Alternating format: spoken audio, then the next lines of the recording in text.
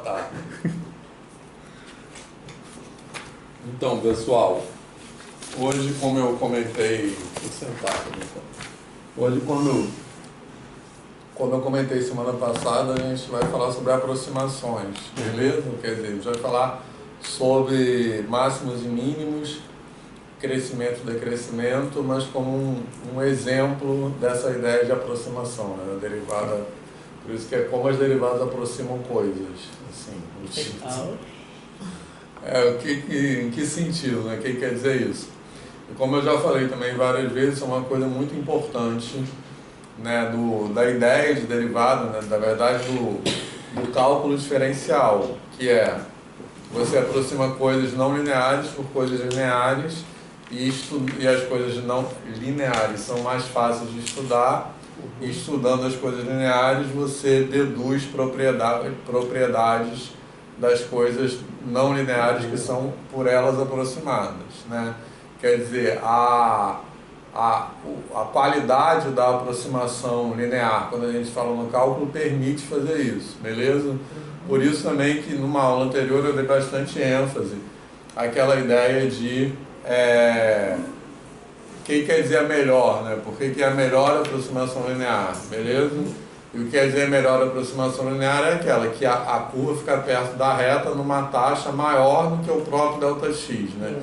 E é isso que faz, a gente viu isso no GeoGebra, é isso que faz a curva colar na reta. Então esse sentido matemático de melhor aproximação linear permite fazer essas coisas que eu falei em vários contextos, que a gente vai ver aqui um exemplo clássico disso, que é para funções de uma variável, né? Assim, mas em outros contextos esse princípio se preserva, né? Até em equações diferenciais, várias sub-áreas da análise, a gente usa isso muito, né? Uma coisa muito importante do cálculo diferencial, beleza? Tranquilo? Além disso, um outro objetivo da aula de hoje é fazer uma crítica ao ensino de cálculo convencional, né? Que, como eu já disse, é muito pautado por aquelas intencionalidades simplificadoras, né? Assim, beleza? Bom, e aí tem que pegar a câmera, tem que filmar o... Não, é impossível, eu acho. Tá.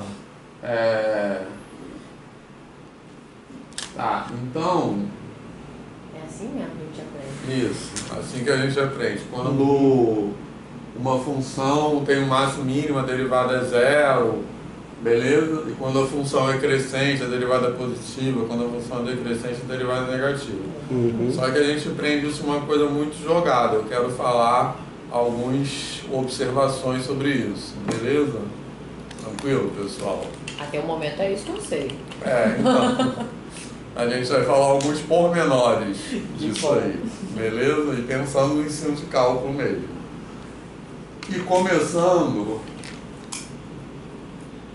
tem coisas escritas aí, em que condições essas implicações valem, tá? Beleza? Isso. Em que condições elas não valem. Em que condições essa afirmação vale? Se f é diferenciável em x0, f em x0 é igual a zero, então x0 é máximo ou mínimo ou ponto de inflexão. Isso é uma coisa que a gente aprende bem no cálculo, bastante no cálculo. Se a derivada se a função é diferenciável, a derivada é zero, então o máximo, mínimo é um ponto de inflexão. A gente vai ver um contra-exemplo para isso, tá? Uma situação em que isso não vale. Mas vocês querem spoiler ou sem spoiler? Na matemática eu gosto de spoiler. Tá. Na verdade, o que faz é que tem uma hipótese faltando nessa afirmação, tá? Se a função é diferenciável e a derivada é zero, então é máximo, mínimo ou ponto de inflexão, beleza? A hipótese que falta é que não basta a função ser diferenciável, ela tem que ser de classe C1. Sabe o que é isso? Classe C1 é quando a função é derivável e a derivada é contínua. Porque a função porque a função pode ser diferenciável, quer dizer, ela tem uma função derivada, mas essa função derivada é descontínua. Beleza? Tranquilo? Na nossa intuição, a gente toma que é tudo ser infinito. Isso. Ser infinito, sabe o que é? Ser infinito é infinitamente derivado. Você pode... Ah, é verdade. Porque na nossa cabeça vem isso primeiro. Exatamente. Que tem diferentes graus de suavidade, digamos assim, beleza? A função pode ser derivável uma vez, não ser derivável duas vezes. Tranquilo? Então, a gente usa o termo função de classe CK, é aquela que é K vezes derivável e a Késima derivada contínua. Então, função de classe C1 é aquela que é uma vez derivável e derivada contínua. Pelo menos, né? Pode ser mais. Tá. Mas que tem pelo menos isso. Por exemplo, toda C2 é C1. Sim. Tranquilo? E C infinito é aquela que é infinitamente derivável, tem todas derivadas. E todas são contínuas? Que aí automaticamente... tá certo. Tem uma teoria, eu acho que é do Lauver, que chama análise suave, smooth analysis, que todas as funções são suaves mesmo. Então, quando eu fiz uma memória, quando eu fiz prova de aula para cá, acho que eu falei para vocês que caiu na minha prova de aula o Teorema de Stokes, né? Aí eu fiquei comentando na prova de aula, tipo, as hipóteses que tinha que ter aí, não lembro direito, mas se a função for, não sei, C3, então vale não sei o quê. Tipo, coisas adicionais que valem dependendo do grau de diferenciabilidade da função. Fiquei fazendo essa observação. Aí depois que acabou o concurso, um professor da banca falou assim: só existem dois tipos de função, as contínuas e as sem infinito. Sem infinito não, as analíticas, né? Que a analítica é mais do que sem infinito. Depois, aí meio falou, esse negócio de secar é frescura. Assim. Então, eu acho que é muito interessante isso porque diz respeito à construção e modificação do formalismo e do rigor, né? Porque se você toma uma interpretação ontológica, assim meio, não sei como fala, não sei se, eu acho que não é certo falar a priori, tem um termo mais filosófico para isso, mas o que eu quero dizer é, se você toma como necessariamente pré-existindo em algum sentido, você não vê como a construção do conhecimento está sendo feita ao redor da coisa, mesmo independente da ontologia da coisa, possivelmente sendo a priori também. Legal. Eu acho. Não sei, estou dando a minha opinião. Mas o que eu quero dizer com isso é que, tipo assim, em algum momento, tipo assim, para o Euler era tudo sem infinito. Entende? Só que pra gente a gente consegue destrinchar mais. Então tem aquele exemplo que, não sei se eu já comentei aqui, mas que o teorema fundamental da álgebra, que o Gauss provou como tese de doutorado, se eu não me engano, e deu mais umas 2 provas. Ele deu, e tipo assim, foi considerado dado, definitivo, formal, rigoroso, ponto final. E aí, no início do século XX, o Ostrovsky achou uma lacuna topológica. E aí ele completou, eu não sei exatamente qual é. Você falou isso. Mas tipo assim, porque destrincha mais os conceitos. Então pode ser que o cara tenha suposto tudo para, sei lá, ser infinito, e você começa a destrinchar e tem outras opções. E aí eu acho que isso tem a ver com a mudança do que a gente considera formalismo. E o que à época foi provado era dentro do formalismo e do rigor que havia. Exatamente. E é importante não fazer uma interpretação com a nossa vista de tipo, na verdade não estava formal. Já estava formal. Já estava. Isso aí. Exatamente. Acho que uma coisa que é bem importante a gente pensar é que o rigor não é absoluto, né? A gente Exato. tem muito Isso aí. uma visão platônica do rigor, né? Então, assim. e é muito louco, né? Porque para ver como a nossa... Desculpa se eu cortei o fio da meada, mas é porque eu pensei nessas coisas. Mas eu acho que mostra como a nossa discussão, tanto de ensino quanto de pesquisa, é dogmática. Porque, para mim, é antipodal a matemática uma coisa ser inflexível. Porque para mim a matemática é completamente flexível. Então você supor que tem uma verdade absoluta é na direção contrária do que a matemática é. E a gente ensina o contrário. A gente Mas o paradigma hegemônico de ensino é o contrário. Então, disso. é maluco. E não é só isso. Dentro da matemática, a matemática é vista como uma ciência engessada, uma ciência, né, que tudo está pronto, tudo não é isso e é isso. E Ou então, nossa, sabe uma coisa que... né? eu tinha um livro, eu não trouxe, mas eu tenho um livro legal. Não, nem ia dar para eu trazer também, mas que eu vou depois colocar lá, que eu também tenho Piratex.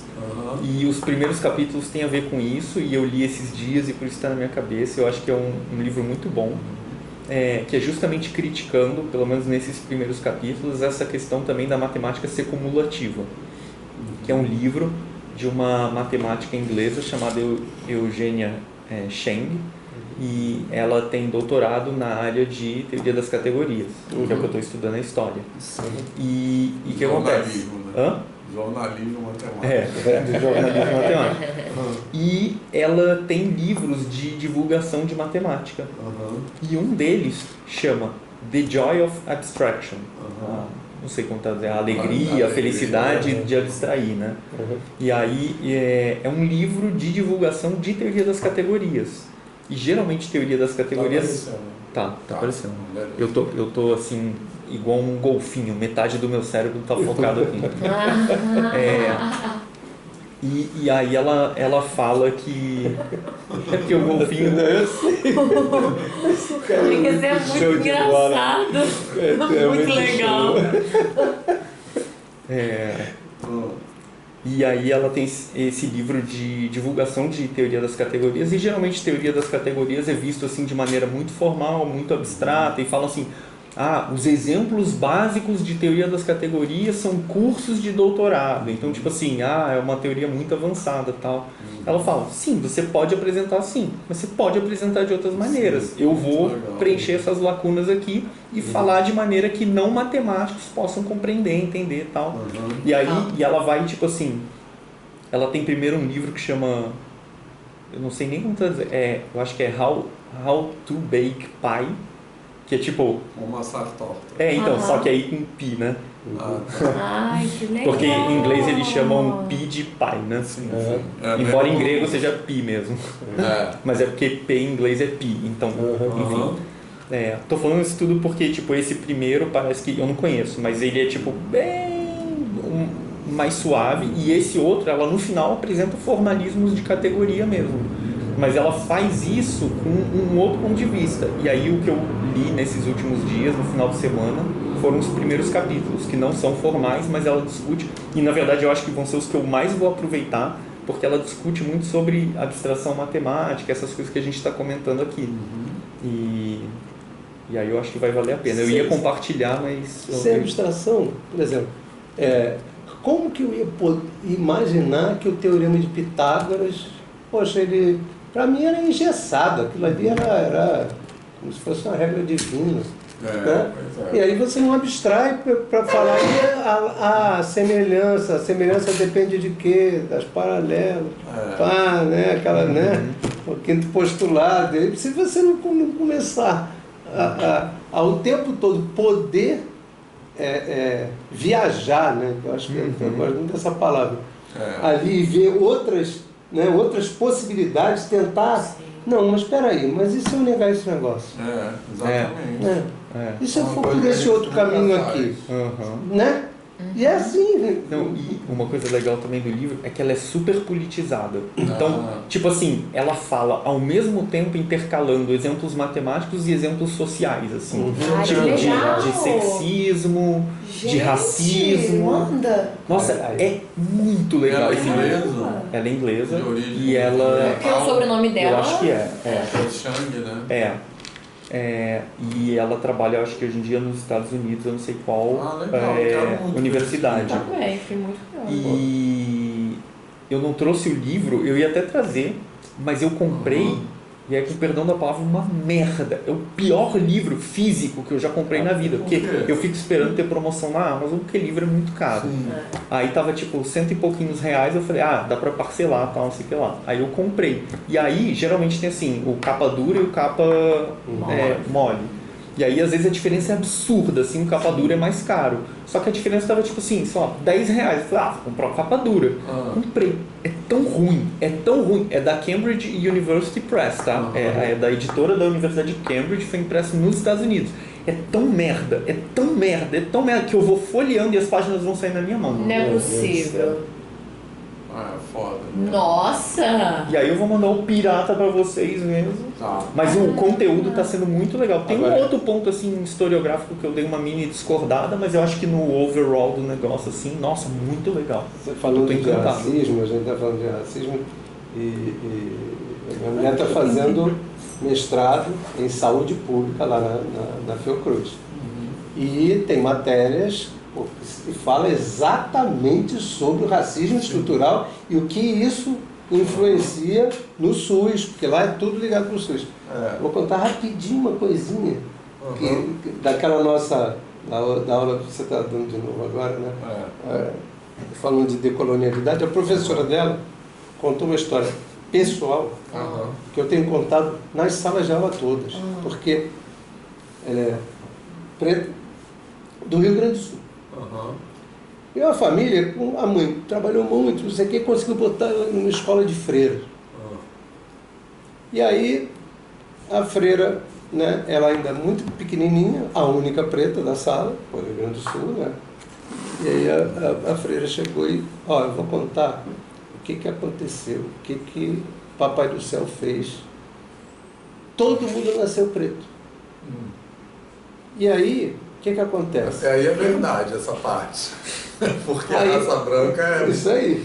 A raça branca não. Enfim. Isso aí. Isso que chamam de raça, né? Os brancos vieram muito depois. Muito depois. Depois da imigração para a Europa. Isso aí. Mas aí um dia, Papai do Céu levou todo mundo para um lago para tomar banho. Já estão pensando, né? E aí, a freira falando isso? A freira falando isso para as crianças. Era isso quando? Hein? Isso quando? Olha, ela deve ter uns 50 anos, né? Essa professora da minha mulher. Olha lá. A professora que... Ela é professora do mestrado lá, ela está fazendo uma matéria que está tudo ligado. Ela fez até um videozinho legal, depois eu até posto. Só falando sobre mestrado, sobre racismo, que está bem legal. Aí, então, um grupo saiu, vamos lá para o lado. E tinha um grupo que era mais preguiçoso, mais indolente. Nossa, isso dá uma raiva. E aí o que acontece? Esse grupo demorou mais. E aí, quando esse grupo foi chegando, a água já tinha praticamente secado. E aí só deu para botar as mãos e os pés. Por isso que os pretos têm parte aqui mais clara. Quando a minha esposa me contou, ela já tinha chorado em sala de aula, a gente chorou junto. Eu disse assim, imagina uma criança escutando uma coisa dessa. Eu estava para contar isso, mas assim, porque é tão... Antes de pensar assim, e depois as pessoas acham que, principalmente em matemática, né, que isso não influencia a aprendizagem da criança. Não, imagina. As pessoas vêm falar, matemática é só mérito, né? Tem um exemplo interessante que ela dá aqui, que ela, tipo assim, ela desde o início ela fica colocando diagramas, porque a teoria das categorias usa muito diagramas, e ela defende que, tipo, você estudar maneiras mais abstratas de pensar é um exercício para você aprender a pensar em outros ramos da vida também. Ela estava dando um exemplo aqui no início, que tipo assim, estava tendo uma discussão online que ela viu, e aí tipo, que era uma notícia de que uns confeiteiros que eram cristãos não quiseram fazer o bolo para um casamento que era de pessoas do mesmo sexo. E aí tinha gente nos comentários falando... Aí, tipo, eles estavam falando assim, que absurdo, não sei o que, não sei o que lá. Aí alguém falou assim, mas fazer eles, forçarem eles terem que fazer um bolo para essa situação é a mesma coisa que fazer cozinheiros judeus fazerem um bolo para um casamento de nazistas. Tipo assim, aí ela discute esse exemplo colocando o diagrama e mostrando, tipo assim, ela está explicando como funcionam maneiras de abstração e como você pode ramificar as maneiras de abstração quando tem relação ou não.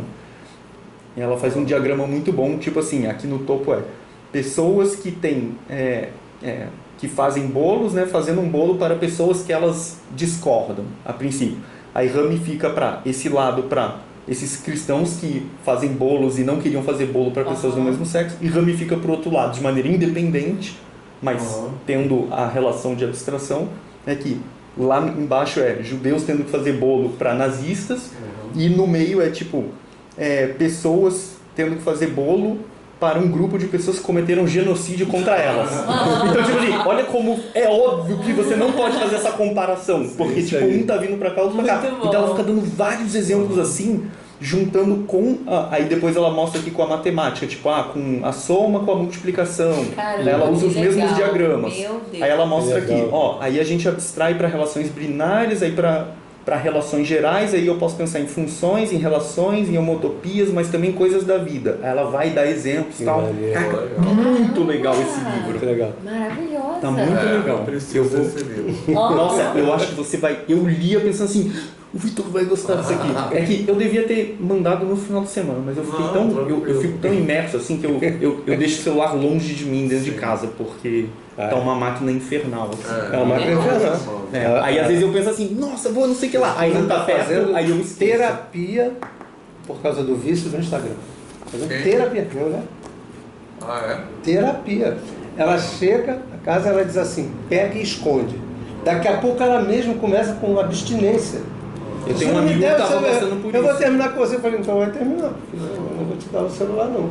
Para que a gente possa interagir mais, porque a gente está com menos tempo, né, e tudo. E que ela possa também focar lá no que ela tem que escrever, nos artigos que ela tem que ler do mestrado, das coisas todas. Tem muita gente passando por isso. Ela tá fazendo terapia mesmo, cara. Doideira. Se deixar... Eu vou compartilhar o livro depois, eu acho que vocês vão gostar bastante. Nossa, já gostei. Nossa, mas tem vários gostei. Exemplos muito bons, assim. Legal. E aí eu tava até vendo os comentários na Amazon, aí tinha gente dando, tipo assim, 1 estrelinha. É um absurdo, ela fica colocando vários comentários políticos no meio do livro de matemática. Aí eu, tipo assim, 5 estrelas pro livro dela, tipo assim. É justamente por isso as 5 estrelas. Nossa, muito legal. É muito louco, isso irrita as pessoas. É um artigo que eu preciso escrever, que eu estou devendo, é um da minha lista de artigos que eu estou devendo, que é discutindo por que essas coisas, quando envolve matemática, parece que irrita mais as pessoas. Eu quero escrever sobre isso. A matemática... Interessante. A matemática é vista como um terreno assim, seguro, né? Isso aí, porque eles podem fazer o que eles quiserem. Quando começa, tá tipo assim, tá invadindo o meu espaço, que é o meu reino. Exato. Eu acho que é tipo assim... É reino mesmo que eu chamo, um reino seguro. Que você pode se refugiar lá e você não precisa falar sobre isso. É bem protótipo de pensamento assim, de fascista. Tipo assim, que se fala a político para sustentar suas opiniões políticas de maneira absoluta. Uma coisa que eu sempre falo na graduação, não existe apolítico, não existe nada... Não existe. É a única coisa que eu concordo com Aristóteles. Nós somos um animal político. Óbvio. Não, mas... Vamos... Deixa eu aproveitar, só fazer um comentário antes que eu me esqueça, mas em particular que você vai gostar, porque eu lembrei do teorema e eu esqueci, porque você sempre fala assim, isso aqui é Aleph 1. Aí eu falo, 2 elevado a Aleph 0 igual a Aleph 1, se vale a hipótese contínua. E eu não estava lembrando, e eu lembrei que eu estava estudando uma coisa de teoria de topos, e tem um teorema, eu não sei enunciar formalmente, não estudei a prova, mas a ideia, que chama Teorema de Diaconesco, que foi provado em 1975, tem em outras versões assim, por um viés lógico ou coisa assim, mas o teorema que ele provou foi por teoria de topos, que é basicamente o seguinte: o axioma da escolha implica o terceiro excluído. Então, num topos, o topos é tipo uma categoria. E aí, quando vale o axioma da escolha, você consegue deduzir o princípio do terceiro excluído. E o princípio do terceiro excluído valida a lógica clássica. Então, você tem essa maneira dual de pensar, não sei se dual, bivalente de pensar valores verdades como verdadeiro e falso. Ou seja, se você abrir mão do axioma da escolha, você vai ter mais valores verdades de pensar e sua lógica vai ser mais flexível. Então tá aí uma apologia para você considerar abrir mão do axioma da escolha. Era isso que eu ia falar. Ou seja, vai ficar mais flexível e mais maluco. Então eu te dei um bom teorema para pensar isso. Tá. Mas enfim. Eu acho que talvez o caminho seja explicitar bem a situação quando você está usando o axioma da escolha, né? Porque as pessoas já quase que não... Ah, sim. Né? Assim, já... porque tem muitas versões equivalentes e algumas versões equivalentes. Tem uma frase muito boa que eu não lembro, que é tipo assim... o lema de Zorn é óbvio... Tipo assim, tem 3 versões equivalentes clássicas que usam do axioma da escolha, uma delas é o lema de Zorn, mas eu não lembro a ordem da frase agora, depois eu vou pesquisar e mostro, mas é assim, isso claramente é falso, isso claramente é verdadeiro e esse aqui só Deus sabe.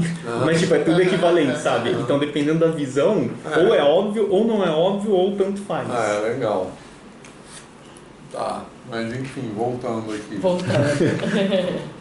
Então a gente vai ver um contra-exemplo disso, tá? De uma função que é diferenciável, a derivada é zero num ponto x0, mas esse ponto x0 não é máximo nem ponto de flexão. Beleza. Aí você falou que tem que ser além de diferenciável C1, né? Isso. Aí C1 é a primeira derivada contínua. Isso. Com essa hipótese, esse teorema é verdadeiro. Isso. Aí... Desculpa, eu li isso pra dar. Geralmente é tipo C maiúsculo com um tipo como se fosse elevado. Geralmente colocam um índice em cima no C. Obrigada. Isso. Então, só para a gente revisar as definições de máximo e mínimo absoluto e relativo, beleza? Que assim, e só para assim, ter isso em mente, né? Assim, porque eu acho que às vezes quando assim, nas disciplinas de cálculo 1 fica tão forte esse negócio da derivada zero e tal, que isso vira quase uma definição de máximo e mínimo, entendeu? Para mim era a definição. Então, não é? Então, não, a definição, depois vi que não Então, a definição de máximo e mínimo absoluto é um ponto que assume o maior valor assumido pela função. Sim. Beleza? Querem que escreva isso? O D é o que mesmo que você sempre põe? O D deu domínio. Então, mas tipo, que hipótese tem sobre o D? Tipo, é o quê? Não, aí nenhuma. Aí nenhuma. O máximo absoluto... Engraçado, por que você faz isso? Eu não entendo. Tipo, por que se coloca... Porque o X tem que pertencer ao domínio. Não entendi o quê? Isso o quê? Não, por que você coloca o D como... Tipo assim, você só não põe... Bom, não, tudo bem, eu tô confuso. É porque... sei lá, não, é porque eu acho engraçado. Geralmente, às vezes, especificar alguma coisa no codomínio, no contradomínio, mas ali você põe tipo D subconjunto de R. E aí, a princípio, eu achei engraçado porque... mas já não é... Poderia ser implícito já que o D é um subconjunto de R. Ou então porque já não põe R todo, mas é interessante restringir o domínio. Então, tudo bem. Depois por causa da definição de função também. Mas depois vão ter outras situações que os teoremas vão valer dependendo de propriedade do domínio. Né? Por exemplo, o teorema do valor intermediário, que não é aqui, que já é de continuidade, mas é isso. Mas aqui não, é um domínio qualquer, que não precisa ser... E aí, não precisa ser R todo. Que aí, por exemplo, então o que é máximo local? É que atinge a função atinge é um ponto que atinge o maior valor atingido pela função, ou seja, f de x0 é maior ou igual que f de x para todo x pertencente a D. Isso. Beleza? Então, notem que, segundo essa definição, se a função é constante, então todos são máximos absolutos. Tá? Que pode ser igual. Porque pode ser igual. Estou considerando o maior valor atingido pela função. E nessas condições, com essa definição que os teoremas a seguir vão valer, beleza? E aí, a questão do domínio, aí o máximo local é quando ele é o máximo dentro de uma vizinhança dele. Beleza? Estipulada, a vizinhança estipulada. Existe uma vizinhança no qual ele é o máximo. Tá? Por exemplo, se você tiver isso aqui...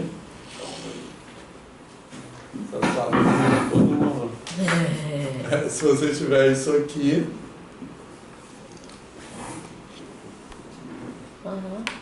Beleza? Esse aqui esse é o máximo absoluto, mas esse aqui não é o máximo absoluto porque o valor dele, né, a imagem dele, não é o maior valor definido pela função, mas você pode... uma vizinhança pode ser, por exemplo, isso aqui, uma vizinhança dentro da qual ele é o maior valor, ou seja, existe um delta, existe um R. Sei lá, que eu estou colocando aqui. Existe um R, quer dizer, beleza? Tranquilo? Tá? Então isso é o máximo e mínimo local. Beleza? Sim. Tranquilo? E repare também com essa, então... E o absoluto também pode ser vários. Pode ser vários. Então esse senoide, por exemplo. Senoide tem vários, exatamente. Mas o exemplo que eu dei de uma função constante são todos os pontos, né? Mas senoide, por exemplo, todos aqueles são máximos absolutos, beleza? Bom, e aí, não sei bem o que tem nos próximos slides, mas... Isso é o máximo. Mas assim, alguma hora vai aparecer isso que eu vou falar, tá? Que ter máximo local não tem a ver com derivada, né? Você pode ter, por exemplo, uma coisa assim, isso aqui é um máximo absoluto, beleza? O módulo, aquilo ali é um mínimo absoluto, beleza? Então o teorema que a gente vai mostrar é que se tem um máximo local e a função é diferenciável, então a derivada é zero, beleza? Um máximo ou um mínimo local, tranquilo? Tá? Mas vai aparecer esse teorema anunciado aqui bonitinho. Tranquilo? Tá? Bom, outro detalhe, fala. Que foi? Não, mas a gente está indo para uma função muito boa de com-300. Qual? Eu falo spoiler? Fala. A função de Weierstrass, né? Que tem... toda ela é assim. Sim. Isso. Já viu essa função?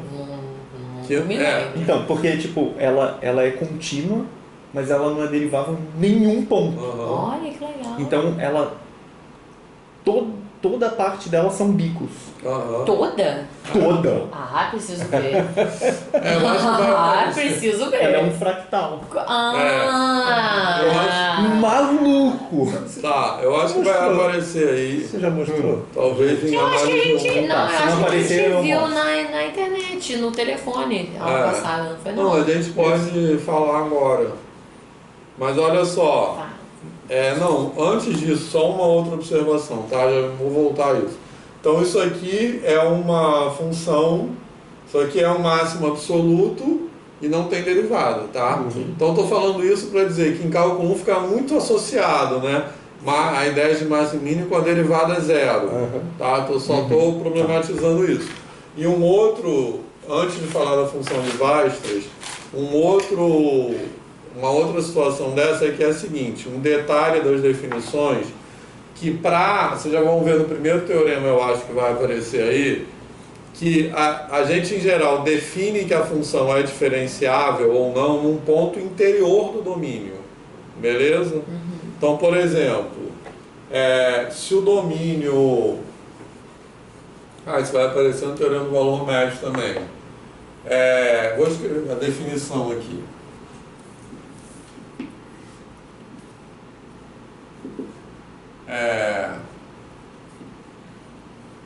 Definição de derivada, tá? Só que eu estou escrevendo completa, tá? X0 pertencente ao interior de D, beleza?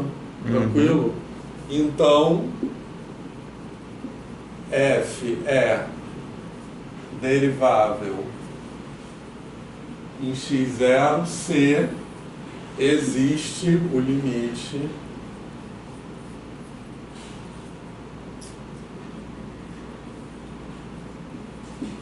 tranquilo? Mas o que eu estou querendo destacar aqui é que, em geral, a gente só fala de derivada quando o ponto está está no interior do domínio, beleza?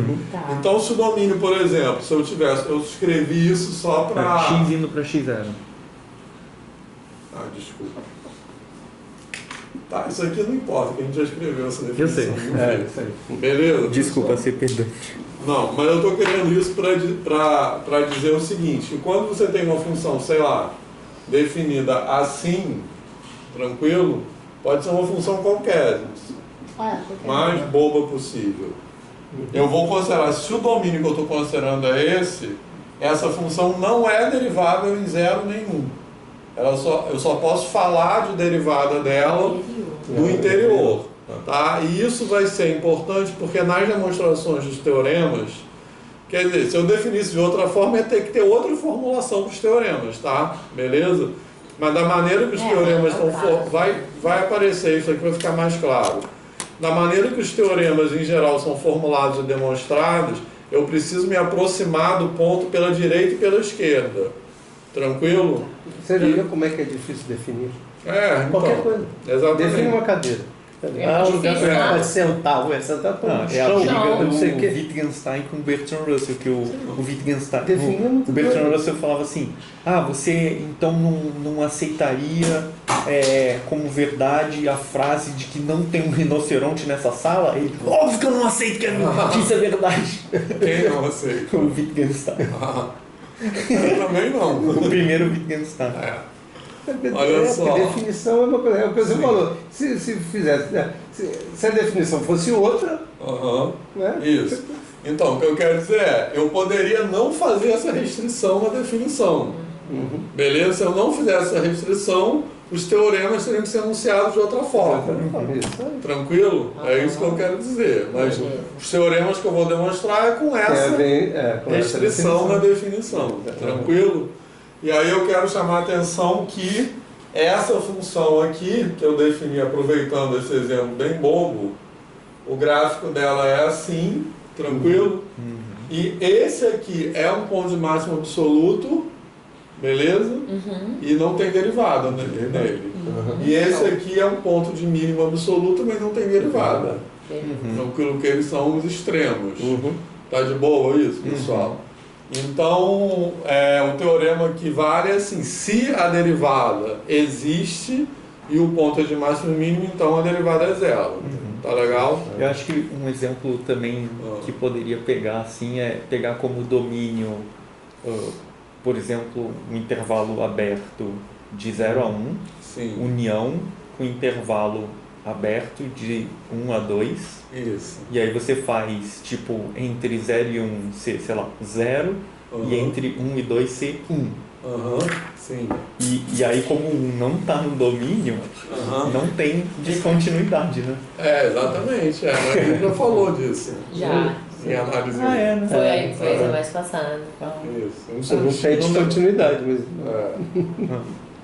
A descontinuidade não é da função, é do domínio, né? Não é... Porque a descontinuidade é... Eu não lembrava, desculpa. Teve umas aulas também talvez que eu faltei faltou, no final. Talvez você não, faltou. Porque eu gosto de falar assim, a derivada não. Continuidade é a ideia que a função contínua não pode rasgar. Mas essa aí não rasga, porque o rasgo já existia, entendeu? Ela não acrescenta rasgos no domínio. Beleza? Tranquilo, pessoal, isso aí. Bom, e agora vamos demonstrar logo esse teorema. Deixa eu ver se tem mais alguma coisa. Tá, qual teorema? Esse aqui. Ele vai botar ainda. Então, às vezes esse símbolo de interior, né? Eu não às vezes não. É uma bolinha em cima, de geral, que se fala. Não, só tava pensando nisso. Tipo, se era, sei lá, tipo um acento de angstrom, ou se era tipo um círculo de grau, eu não sei. Esse acento de angstrom, não sei de onde vem isso. Eu também não. Mas esse acento de angstrom é um acento que é usado em alguma língua, né? Tem línguas que tem essa bolinha em cima e isso muda o som da letra. Exato. Sabia que em turco tem I com pingo e I sem pingo? Sabia. E sabia que em turco não tem gênero. Não tem gênero. São raríssimas as línguas do mundo. Cara, eu queria saber falar turco por causa disso. E sabe qual é a outra língua que não tem gênero? Não. Finlandês. Eu não sabia do finlandês. Pois é. Falam que é super difícil de não aprender. Tem mais, mas são super raros. Tipo assim, Eu digo não tem gênero porque tipo em inglês. A mochila ou sapato. Tipo assim, em inglês não tem gênero, as coisas não tem gênero, porque tem o it, né, que é um gênero que inclui todas as coisas. Então, tipo assim, não tem a porta, as coisas que não são pessoas são gênero neutro. Em turco não tem nenhum vestígio de gênero, é a mesma palavra para ele e ela. Tipo assim, se eu tô falando de alguém, a pessoa só vai saber quando falar um nome. Qual é o gênero. Não, quando eu especificar isso. Caso contrário, é tipo uma pessoa genérica. Isso. Eu gosto disso. Não é? Ela falou Nossa, isso. que legal não existe isso. Ele falou isso, ou ela Muito falou bom isso. Aí. São raríssimas as línguas, que são pouquíssimas línguas do mundo que não tem gênero. Cara, muito legal. Por outro lado, tem línguas que tem 20 gêneros. Às você vezes tem variações, homem velho, mulher velha, homem novo.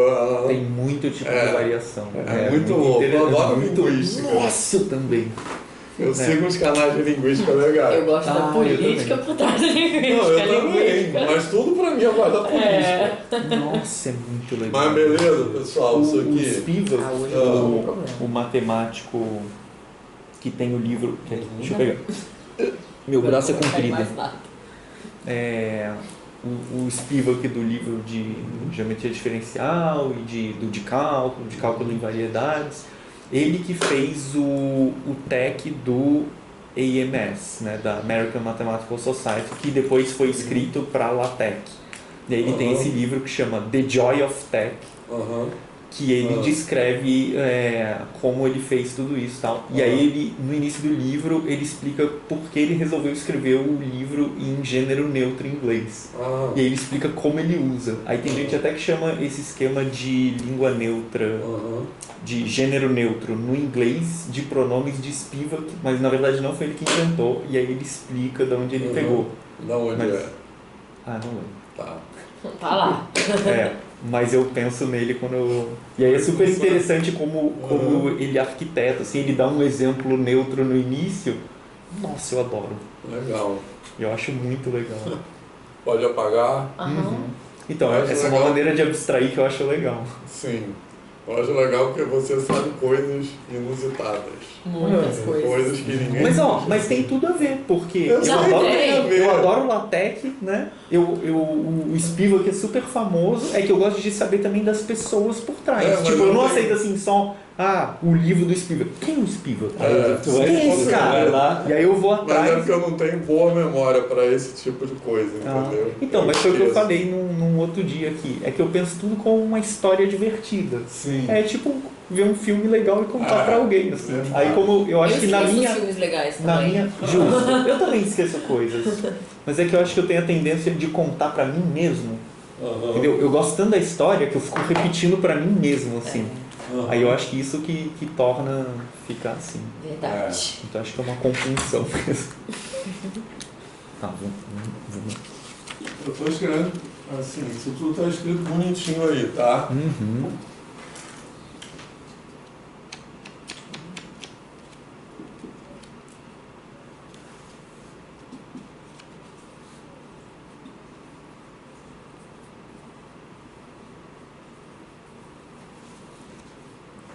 Beleza? Esse teorema aqui. Tranquilo? Certo? Tá? E repara que máximo e mínimo local é mais geral que máximo e mínimo absoluto, tá? Todo máximo ou mínimo absoluto é máximo e mínimo local. Beleza? Então, a recíproca obviamente não é verdadeira, nem todo local é absoluto. Beleza? Porque... enfim, se ele é no domínio todo, em particular é numa vizinhança, tá certo? Beleza? Só para explicar a generalidade do enunciado do teorema. Tranquilo? Aí a demonstração aqui, ela vai aparecer... Aqui você não botou de propósito a parte do IF é diferenciável em x0? Não, aqui ó. Tá, então ele mudou, né? Aqui eu... Olhando aqui, eu olhei de lá e... É porque eu talvez escrevi em outra ordem. Isso, eu olhei pra cá e pra cá.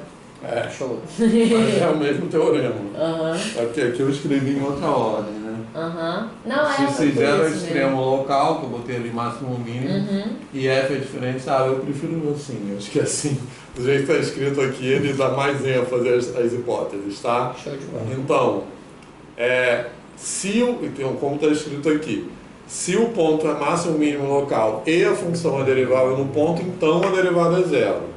Beleza? É isso que a gente vai mostrar. Tá tranquilo?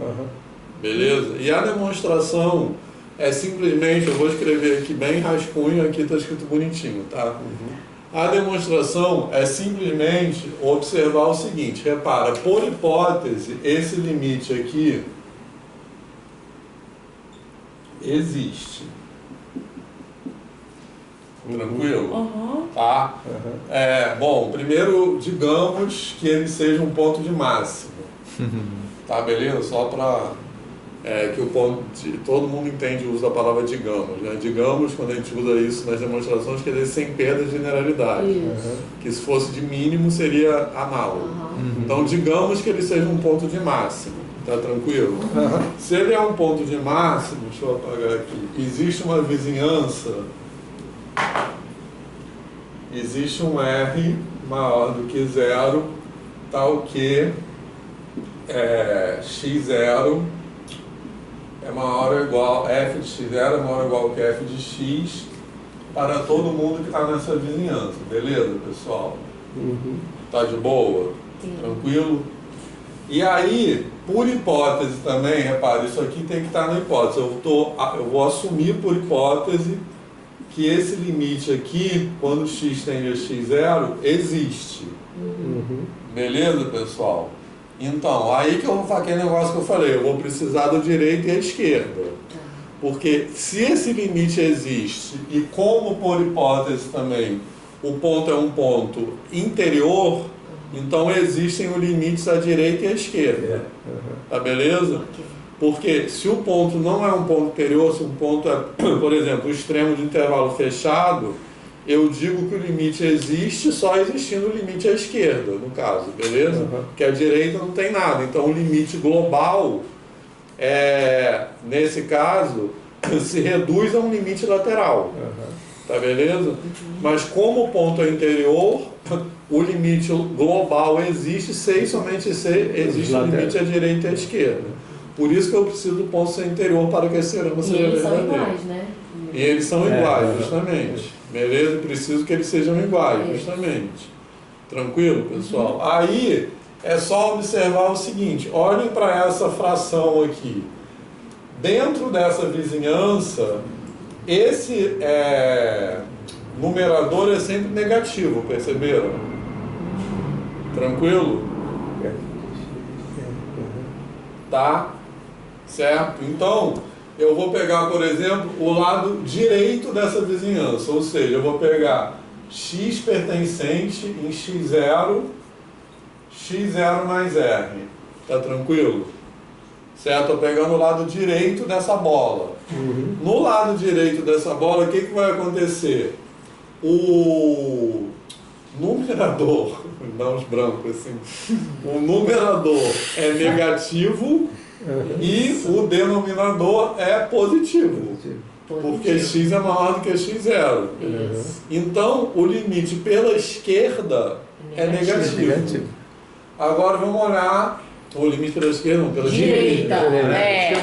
E você falou esquerda e eu ouvi direito e falei isso. Não, eu prestei atenção porque eu sou muito bom de confundir esquerda com direita. Pois eu também. Então, agora vamos olhar pela esquerda. Menos na política, né? Aí não dá. Aí é impossível. Sim. Aí tudo bem, esquerda. Agora vamos olhar pela esquerda. Na esquerda eu vou ter o quê? O numerador continua sendo negativo. Continua. Porque x era maior do que todo f de x é. E isso aqui agora é negativo. Isso. Então, pela esquerda, positivo. É positivo. Então, o limite pela esquerda é positivo. E o limite pela direita é negativo, mas como eles têm que ser iguais, só pode ser zero. Tá certo. Certo? Essa demonstração. Sim. Agora que eu percebi. Essa demonstração é bem clássica. Usando a tricotomia, né? Isso, beleza, pessoal? Tá bom. Na verdade, ele está errado, tá falando errado. Não é positivo e negativo, é não negativo e não positivo. Porque é maior ou igual a zero e menor ou igual a zero. Pô, é verdade. A gente está falando informalmente. Na especialização, aquele curso de funções foi bem... Você trabalhou os limites todos, você trabalhou as derivadas segunda, trabalhou aquela análise de gráfico, até a confecção de gráfico. As integrais, não sei o que. Que delícia! O curso de função foi muito legal. De cálculo aqui no mas tipo assim, como ensinar muito isso? Legal. Né? Aquele curso é muito legal. Ele não faz parte. Falando aqui. Ele não faz parte do não. Poderia ter ensino de cálculo. Isso maravilha. Aquilo ali que foi a minha base, inclusive, para fazer a prova do mestrado. Eu acho que é uma pergunta burra, mas... Não. Nada a ver. X pertence ao que aquilo ali? Eu entendi. Não, pra cima. Bola. Isso. É o quê? A bola. É bola de raio R. Bola. B de bola de raio R. Se usa isso? Usa. Nunca vi. Tava ali, ó. Não, eu tinha visto, mas é que eu imaginei que ele falou por alto em análise 1. Sobre a coisa da bola. É isso aqui, tá? Não, o que é eu entendi, só o símbolo que eu não... Até quando você falou um pouco de topologia, não sei o que, você falou da bola, não sei o que. Quando falou de topologia. Mas foi uma aula só, né? Inclusive foi online. Não, e foi online a aula. Isso eu já não lembrava. Eu vi as aulas online depois gravadas que eu faltei. Tá. Mas beleza essa demonstração? Então, só destacando, por que eu tenho que ter isso como hipótese, senão não teria limite pela direita e pela esquerda. Eu preciso do limite pela direita e pela esquerda. Tanto que esse teorema não vale para um ponto que não seja interior, que é aquele exemplo que eu acabei de dar. Ele é o máximo e mínimo, mas a derivada não é zero, porque a derivada nem existe, né? Que eu estou considerando, beleza? Tranquilo? Tá de boa? Agora, vamos passar as coisas interessantes, quer dizer, as funções não caretas. Então, isso é interessante também. Deixa eu só tirar para eu terminar de copiar enquanto isso. Não, pode terminar de copiar. Não, pode ir apagando. Mas aqui tá tudo bem bonitinho, tá? Olha aqui, Maria. Dessa coisa. A gente vai ficar numa guerra, viu? Porque eu gosto de copiar do quadro, não gosto de copiar do slide. Pode copiar, não tem problema, mas olha só para você ver como tá no PowerPoint. Tá. Tá. Eu era o rei do caderno, eu copiava tudo, até no mestrado. Agora é que eu fiquei mais relaxadão. Eu sou ao contrário, eu não copiava nada. Tá ótimo. Mas eu entendo perfeitamente assim, que existem esses dois tipos de... eu só eu não consigo prestar, não conseguia quando eu era aluno prestar atenção se eu copiasse. E eu sei que tem gente que só consegue prestar atenção copiando. Então, eu testei em vários cursos, eu fiz vários testes. Tinha curso que eu só olhava, tinha curso que eu copiava, tinha curso que eu ia fazendo misto. E aí o otimal que eu cheguei pro meu eu interior é de copiar, tipo assim, ao vivo, assim, tipo, no que você tá falando e escrevendo, eu tô escrevendo junto. O meu aí é a minha maneira ótima de entender o negócio. O meu é um pouquinho com delay, eu presto atenção e copio. Se tem delay já me atrapalha. Depois. Então eu fico frenético, assim, eu criei a habilidade de escrever muito rápido e eu escrevo inclusive coisas que a pessoa tá falando e não tá escrevendo. E aí eu absorvo melhor. E aí eu nunca mais leio o que eu escrevi. Eu leio. Nossa, eu super leio. Eu fiz um teste comigo mesmo, me analisei. Foi a primeira matéria da minha vida, do período passado, que eu não escrevi. Eu falei, eu não vou escrever, eu vou só prestar atenção. E aí, deu certo? E deu certo legal, cara. Que eu entendi e eu lembrava. Foi a primeira aula que eu realmente... falei assim, não vou escrever e consegui acompanhar bem, que foi a análise 1, foi a única da minha vida. E olha que engraçado, o Arthur falou que ele escreve para absorver na hora, que senão ele não entende na hora e depois nunca mais lê. Eu sou o contrário, se eu não escrever eu absorvo tudo na hora, mas eu esqueço depois. Eu escrevo para lembrar depois. Tipo assim, que legal, é porque eu geralmente uso muitos livros concomitantemente. Aí por isso que eu acabo não lendo só das aulas, assim, porque como eu vejo muitas coisas em paralelo, eu já tô lendo coisas, aí por isso que eu meio que não faço. Aí eu uso a título de prestar atenção na hora, mas eu também arquivo tudo. Qualquer curso que você quiser meu tá lá arquivado, tipo naquelas caixinhas que você compra assim de arquivar coisa. Aí tá lá o semestre, e aí dentro tem os saquinhos, e aí tem a matéria, e é só pegar. E é engraçado como a cabeça das pessoas funciona diferente, né? Isso é muito, o que eu precisava muito é chegar em casa e fazer um resumo da aula. E isso não funciona pra mim. Sem eu estar, eu estudava assim. Que legal. E assim, o problema é que no meu tempo, né, não tinha celular. Então eu tirava xerox da matéria das pessoas, que na aula eu não conseguia copiar. Tá. Aí eu gastava dinheiro com xerox, né? Então, eu, em vez de fazer resumo, eu gosto de me explicar. Então, nunca é tipo escrevendo um resumo formal, assim. É tipo, ou pegando... Eu tenho lousa em casa. Eu pintei assim, eu uso giz, né? Pintei de preto. E aí eu uso giz. Lá em Teresópolis. Lá em Teresópolis. Aí eu vou e fico, às vezes, escrevendo, pensando, desenhando, assim. Eu gosto muito disso. Ou eu usava minha mãe e meu irmão de cobaia, assim. Tipo, eu pensava assim, vou tentar explicar tal coisa pra eles. Aí eu chegava assim como quem não queria nada e começava a falar, assim. O problema é que a matemática, né, que a gente trabalhou a vida quase toda, a gente tinha que decorar muita coisa. Então, para eu decorar, eu tinha que pegar o caderno, já tinha escrito, já não sei o quê, e fazer um resumo, olhando, fazendo resumo, escrevendo de novo, sabe, as demonstrações, não sei o quê, para que eu lesse umas 2, 3 vezes. Quando você não precisa decorar, é o melhor dos mundos, né? Porque se você passa a entender só aquela coisa, você pode até não lembrar de detalhe do formalismo, mas tu dá uma lida, entendi. E aí eu fiz isso em Análise 1 agora. E aí, foi muito legal, porque foi uma experiência completamente nova para mim de assistir aula, de ficar como eu estou fazendo aqui. Né? E depois eu, às vezes, fico pensando, aí eu lembro do que o Vitor estava falando, falei, caramba, legal. E passou uma semana, 2, e eu ainda lembro do que ele falou.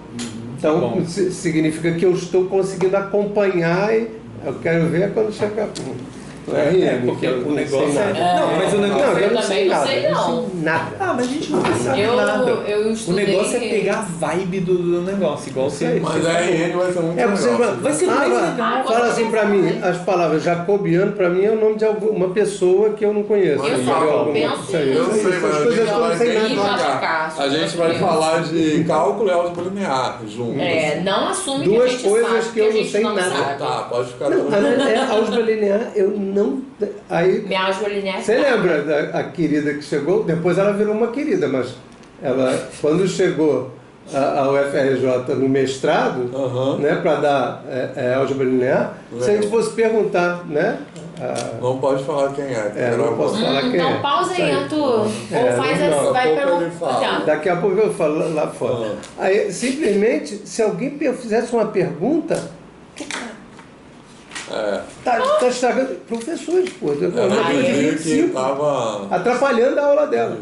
Eu não sabia nada de aula linear. Ela achava que as pessoas estavam perguntando de propósito para atrapalhar a aula. Não, para demorar mais, para ter menos matéria para cair na prova. Porque ela enchia o quadro. Ela achava isso. Ela falou isso. Exatamente. Ela falava isso no sala. Exatamente. Não é não? Eu acho engraçado que as pessoas pensam coisas que jamais passariam na minha cabeça. Nunca na minha vida eu ia pensar isso. Professores, todos eles, a segunda turma do PEMAT foi... Vocês abriram 10 vagas, acabaram chamando 25. Isso. Por quê? Porque foram tantos candidatos do Brasil todo. O Ulisses veio de Brasília, tem a Mineira, tinha gente... Porque não tinha no Brasil. Era o primeiro programa de ensino de matemática no departamento de matemática, sabe, de qualquer universidade do Brasil. Então eram 25 pessoas assim, muito boas, cara. Assim, era uma turma muito rica. E eu só dava patada. Você fazia parte dessa turma?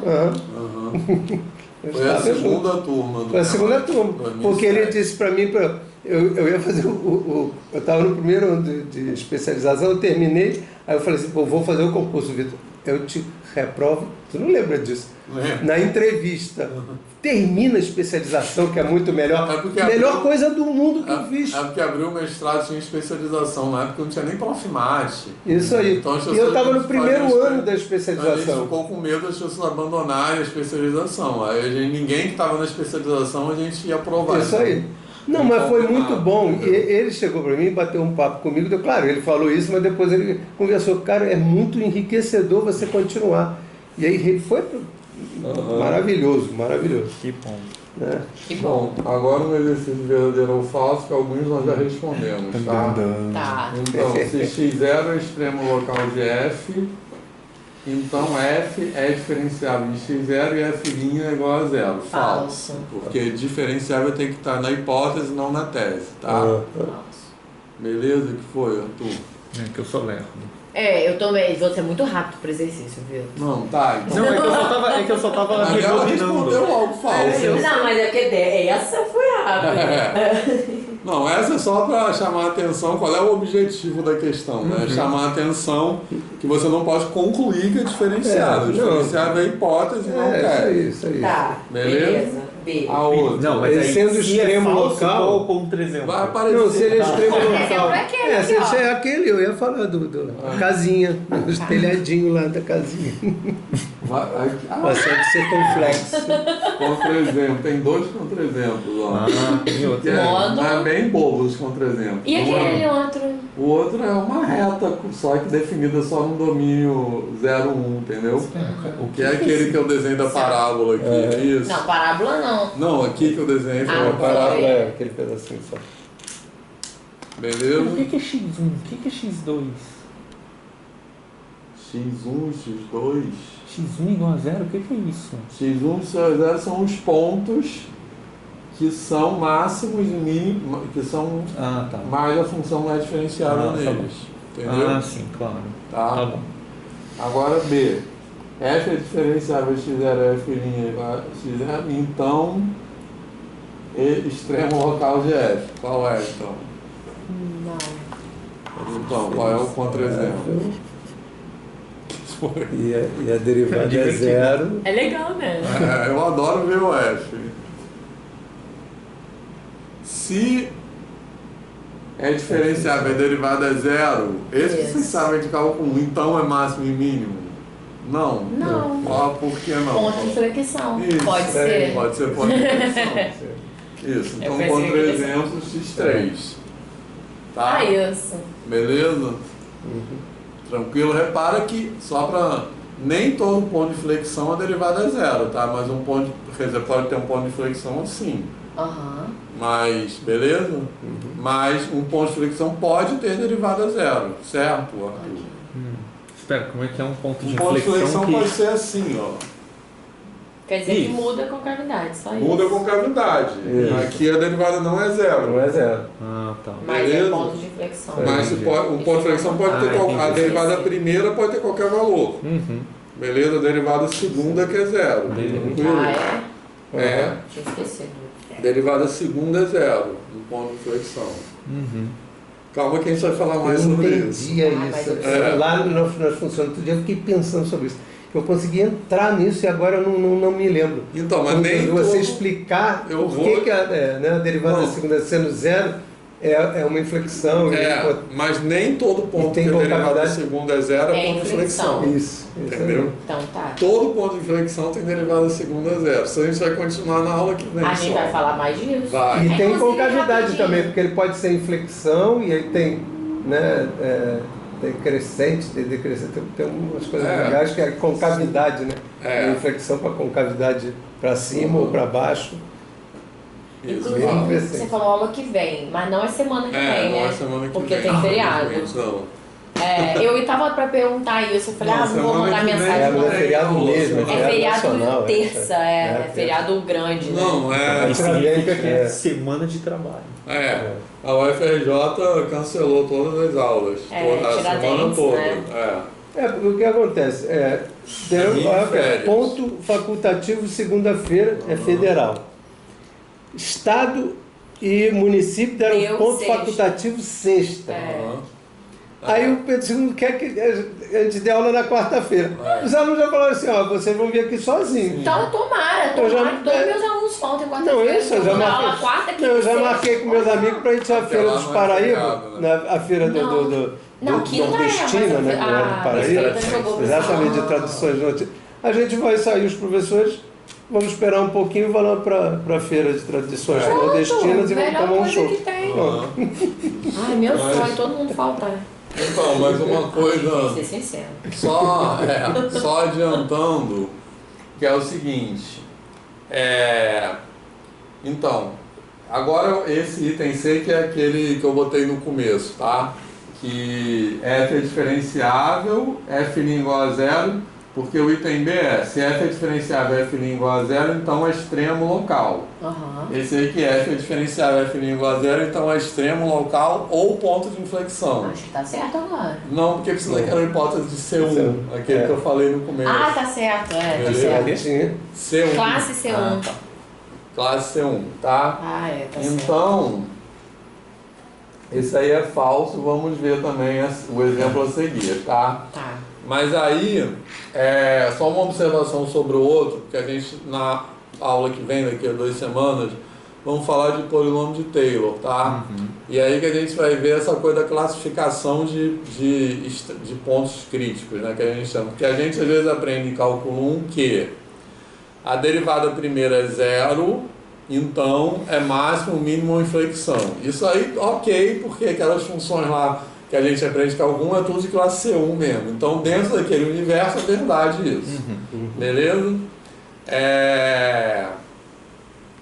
E aí, beleza. Aí, como é que você classifica, quando a derivada for zero, como é que você identifica essas 3 possibilidades, máximo, mínimo e inflexão?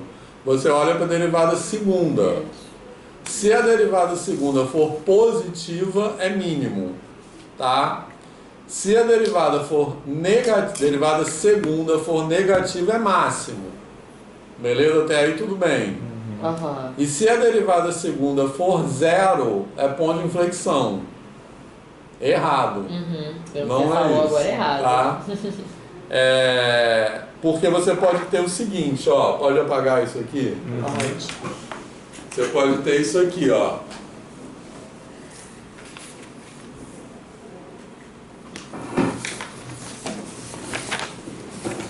Eu sugeri para o Rodrigo transformar isso aqui numa mini sala de aula mesmo. Tirar essa mesa daqui, botar para lá e botar cadeiras aqui. Acho que fica uma salinha de aula pequenininha, mas legal assim. Botava as cadeiras para cá, de repente dava para projetar isso. Tira esse armário, tira essa mesa. Bota um quadro ali. Outro quadro aqui e bota cadeiras. Traz a Maria Laura para cá. Pro tamanho da nossa turma dá para fazer 3 salas aqui.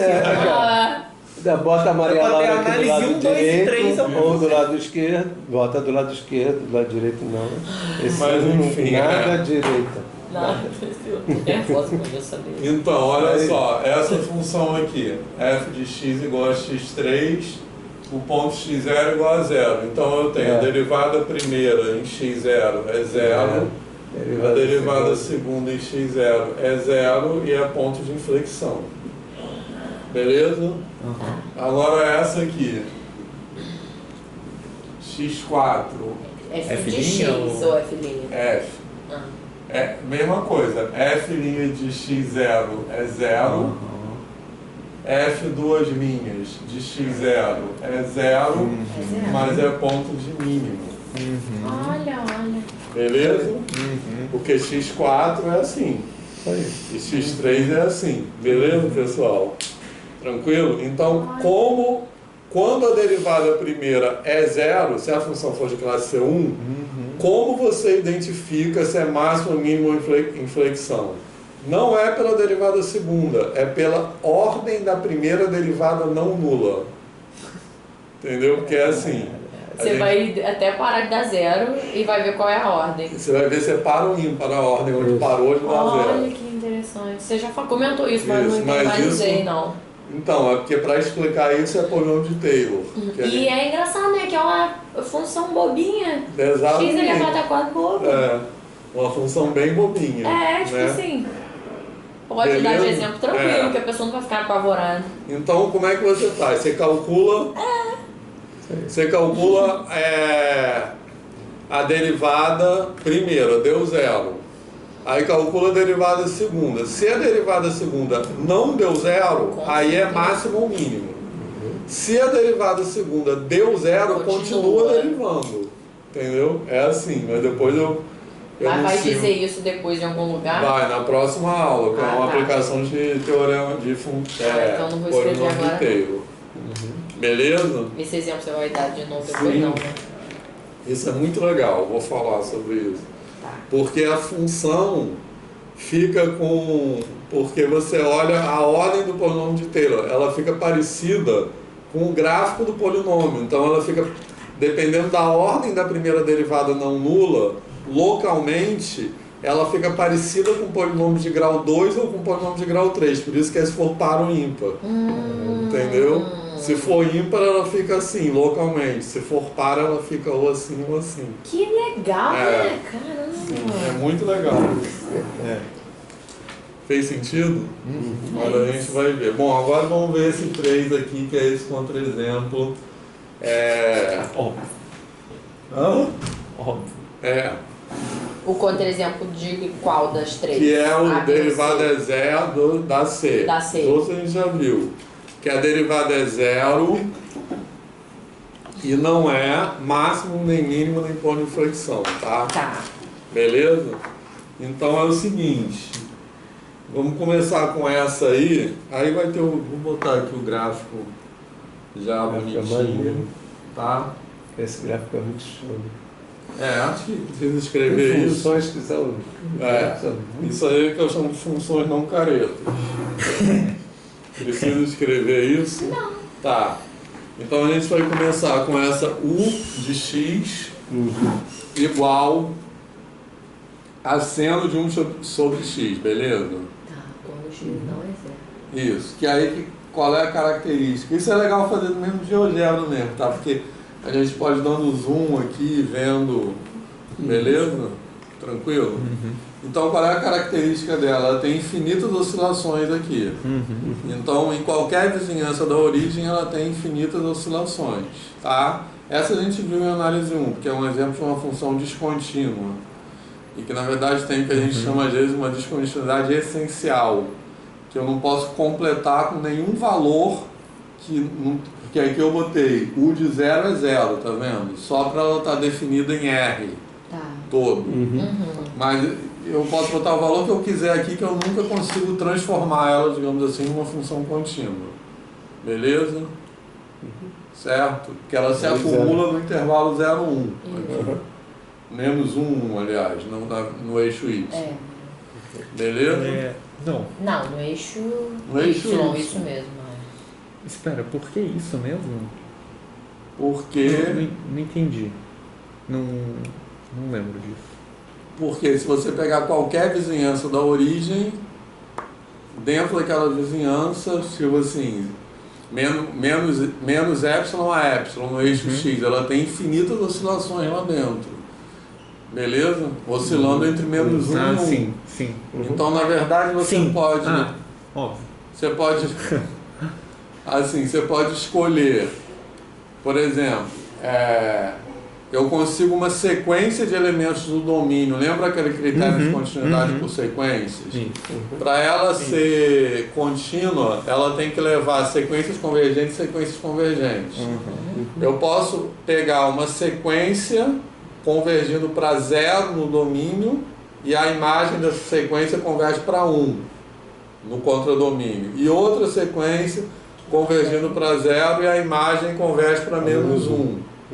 E de forma mais geral eu posso pegar qualquer alfa entre menos 1 e 1 e eu consigo uma sequência no domínio convergindo para 0 que as imagens convergem para aquele alfa. É só pegar os arcossenos. Você pega um alfa e você pega o arcosseno mais 2κπ. Beleza? Como é que é o nome disso mesmo?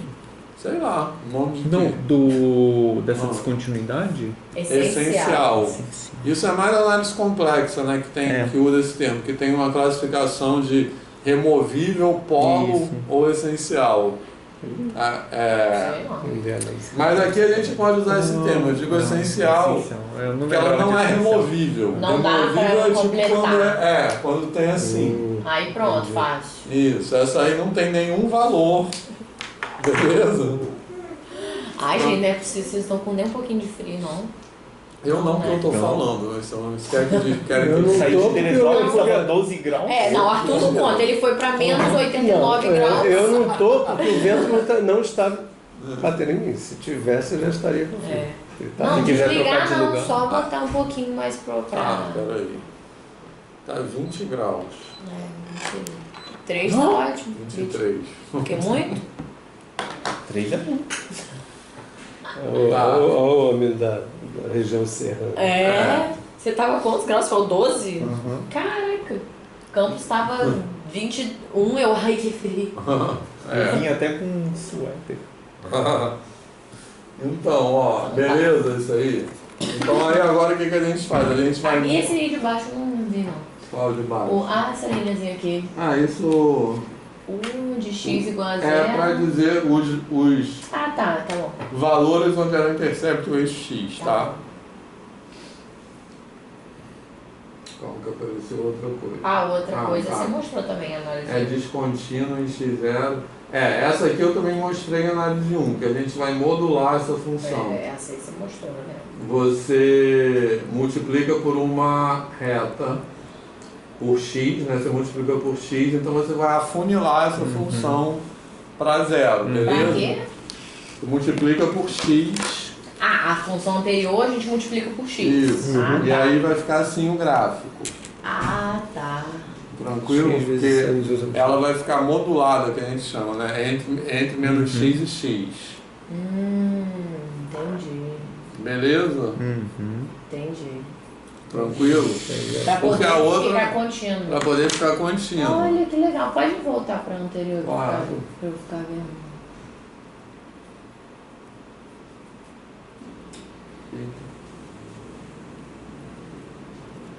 Pronto. Faz x vezes sinus sobre x. Isso, entendi. Legal. Tá?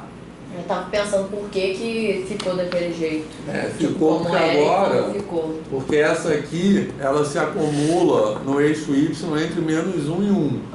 Ou seja, qualquer valor que eu pegar entre menos 1 e 1 tem uma sequência de elementos do domínio convergindo para aquele valor. Aqui, qualquer sequência de elementos do domínio convergindo para 0, a imagem daquilo converge para 0 também, beleza? Isso. Porque ela está multiplicada por x. Então por x. esse x Entendi. vai fazer ela convergir para 0, beleza? Agora a bordinha delas aqui, deixa eu ver. Ó, aqui tá vindo pra... E a outra não. Outra qual? A anterior. Aí ela tá pra cá, ela vai E pra lá também. também. A outra não, porque a outra tá sempre entre menos 1 e 1. Tá certo. E essa aí tá entre menos x e x, entendeu? Entendi. Beleza? Então É ela porque vai... aqui parou, né? Mas também viria de novo pra baixo. Exatamente. É porque eu recortei ali. Entendi. Pronto. Agora eu entendi essa. Ela vai ficar, quando x tender para mais ou menos infinito, ela vai ficar fazendo assim. Isso. E é engraçado que ela Legal isso, né? fica por esse gráfico aí com uma simetria, né? Fica. E a outra é diferente, né? A outra não. É porque a outra, deixa eu ver. Ela tem uma simetria, mas ela tem que Mas é diferente. girar. Porque essa é uma simetria função em relação ímpar. ao eixo. Essa simetria não, em é relação simétrica a- em relação à origem, né? Essa é a Você vira- simetria Central. Isso. Essa aqui tem simetria axial. axial. Beleza? Porque como eu expliquei por x, ela virou uma função par. Isso aí ela... Produz Ela duas tem funções sim, ímpares, exatamente. Beleza? Muito interessante. É o sinal de menos dela E cancelou. não se fala mais nada disso no ensino médio. Nossa, No tempo você eu acho ensinava que tudo isso. isso Função par, função ímpar, não sei o que, não as simetrias tô todas. da nomenclatura não, mas tipo assim, isso da gente multiplicar uma função por outra, ou multiplicar ou dividir, né? Qualquer coisa assim, e modificar, e entender o comportamento, eu acho isso tão legal, tipo, A gente- você Mas a entende gente tem- uma função, você entende a outra função, Isso. individualmente como as características. A gente falou legal. alguns exemplos disso quando a gente falou de regra da cadeia. Isso, de Mas o composição. que acontece? e tal. Hoje em dia função virou função de primeiro grau, segundo grau, máximo possível. Olha, a função pessoa não exponencial. consegue entender o que E é isso só aqui, brincar de jeito nenhum. é só brincar de botar X e achar Y, um gráfico, fazer uns probleminhas. Isso. Agora sim, o comportamento da função mesmo, o que Isso aí. Isso, exatamente. ela. Aí é o A senso função numérico da logarítmica que função. é linda, a função logarítmica que é linda, acabou tirado isso. Isso é um absurdo, isso me Compreensão revolta. conceitual. Não Coisa de aceito. doido. Você fala de log, eles já quase infartam. Tem até um negócio no Instagram que fala assim, gente, dica pro Enem, é infalível. Todo mundo, quando você abrir matemática, fala assim, caramba, 5 questões de log. Falam que 5 pessoas vão desmaiar, as outras vão vomitar, todo mundo vai zerar, você passa. Não. Mas é assim que Ano trata o passado eu log. substituí o professor. Não dia, pode. Exatamente na parte de log. todo mundo Eu já cheguei para eles falando assim, vomita. eu sou apaixonado por log. Aí eles falaram assim, mas o outro Também professor sou. falou que ele dá aula disso, mas não gosta muito não. Desculpa, é porque Posso falar, tá. não sabe. É meu amigo. Não tem como não gostar. Fazer nada, então assim. É impossível não, tudo bem. Como não gostar Tudo bem. também, calma. Se usar o log pra torturar um ser humano, aí tudo bem. Mas o que eu tô falando é da muito ideia legal. em si. É muito legal. Não tem como não E aí eu gostar. usei, porque para essas coisas eu tenho muita memória, porque eu adoro a parte da história da matemática. E o Vitor, quando foi falar de logaritmo, lá em funções, o Vitor aí. Ele tinha voltado do. Agora que eu sei, o cara ainda estava assim, tinha acabado de voltar do doutorado. Tu imagina, pegamos ali ele com furor mesmo, né? E aí eu comecei a fazer um histórico dos porquês, as necessidades, não sei o quê. Comecei ao contrário. Comecei a falar de. Poxa, vocês já viram aquela escala Richter, não sei o quê. Aí pedi pra gente entrar no Google e olhar. Aí o pessoal, poxa, não pode usar celular. Eu falei, pode, se chegar alguém aqui, pode, eu uso pedagógico. Eu vou ser suspenso e vocês não. Não, para uso pedagógico pode. E aí eles começaram a procurar, não sei o que. Nossa, a escala Richter é logarítmica. Eu falei, tu já pensou? A energia liberada é tão imensa que não se trabalha não se trabalha com os expoentes. Caramba, expoente é logaritmo. Aí eles se interessaram, aí eu fui embora e aí, entendeu? Eu consegui deixar porque eles vinham, logaritmo, nem sabia o que era, mas já tinha aquela. Você ouve a palavra e já fica nervosa. Fala assim, não é difícil isso, mas você já estudou? Não. Como que você é difícil? O negócio é que a ideia do Napier, eu acho que é um dos protótipos de como tem que pensar matemática no sentido de ser abusado e ousado mesmo. Que é assim, e se eu tiver como, em vez de fazer o produto, fazer uma soma? Foi exatamente isso. Para dar a mesma coisa. Porque, exatamente, o Vitor falou assim, o logaritmo nasceu da propriedade do log do produto. Você soma de logs. É você trabalhar as multiplicações através de somas, que é muito mais fácil. E aí eu comecei a falar isso para eles, falei como é que se fala o nome dele, de verdade? John Napier. Napier. Eu já ouvi Napier, inclusive, com I, em alguns livros. Napier. Bom, ele é escocês, ele é escocês, né? então Napier, Napier. Tá. É porque eu quero falar certinho e nunca falei o nome dele. Tá, eu sempre falava Napier. Então, aí eu falei da história, do não sei o quê, e aí falei da escala, falei de outras coisas que se utiliza com logaritmo. Eles foram pesquisando, pediram, pesquisa aí coisas da prática, da biologia, do não sei o quê, que se usa logaritmo, né? Da matemática financeira, que a gente usa logaritmo também, em aplicações. Aí eles foram trazendo coisas, depois eu comecei com a teoria, eles estavam interessados. Porque... E a história dele... Desculpa te interromper. Eu já fico impactado, porque... Pode falar. Porque ele teve que... porque essa ideia, primeiro, é brilhante dessa coisa de será que tem um jeito de eu trocar, fazer a multiplicação por fazer uma soma? Isso já é abusado e eu acho que é tipo assim... É assim que tem que pensar matemática, que é tipo assim, e se eu quebrar a regra pro jeito que eu preciso? Isso aí. E a ideia de observar, se eu pego 2, Aí eu faço uma tabela do 2 com os expoentes. Aí eu percebo que se eu quiser multiplicar, tipo, aqui desse lado esquerdo tá potências de 2 e do lado direito correspondente tem os valores que eles dão.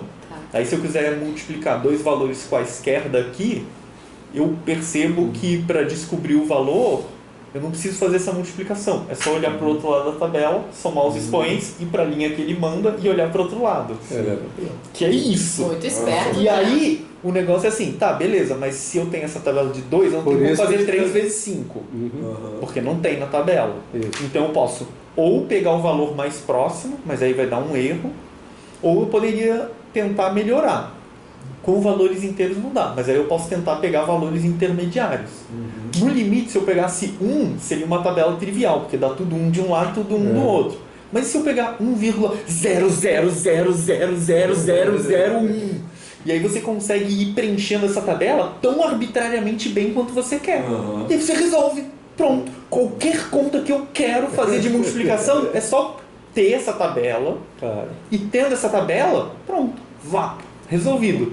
O negócio é ter que fazer a tabela. E aí o Napier ficou 30 anos calculando o logaritmo.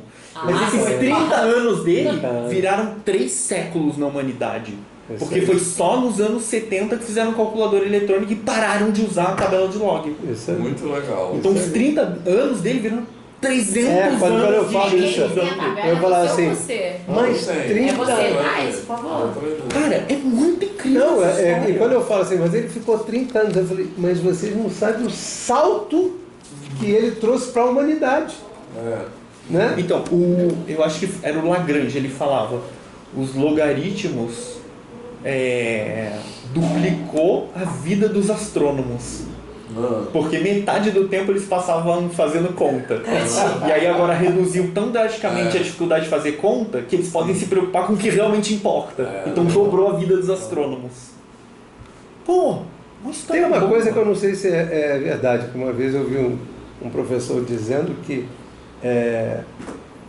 o Napier chegou a ser financiado pela burguesia na época por causa das grandes navegações, etc. Então tem a ver com as grandes navegações. Por quê? Porque dizia o seguinte, os caras, eles financiavam. Quem veio para cá não era o cara não era o bilionário, era o cara, vou construir as caravelas aí, não sei o quê, vocês vão aí, mas eu vou emprestar isso, vocês vão ter que me pagar com juros. E essas contas todas de matemática financeira, de não sei o quê, foram facilitadas astronomicamente por causa do Napier. Então dizem que o Napier recebeu, né, uma ajuda financeira também para trabalhar. Isso eu não sei se eu escutei. Mas né? O Napier, vocês são fofocas matemáticas. Não, mas ele era rico, ele tinha castelo, ele tinha como ficar 30 anos fazendo conta e não precisava trabalhar. Mas eu sei que aparentemente... Não, então, mas aparentemente a primeira aparição do E é em matemática financeira, né? Porque você vai fazer juros compostos e o limite é o E. Então aparece. Tem no meu livro isso, de recursos computacionais, dessa conta. Ah, legal. E é um limite ótimo, né? Porque é um limite que você pensa assim, se olhar por dentro dá tanto e depois só faz expoente, né? Ele é enganador, assim. Então, vamos terminar esse exemplo aqui que está na hora do intervalo. Olha só. Não é bom uma aula que a gente pode viajar? Tem que ser. Então, essa função aí,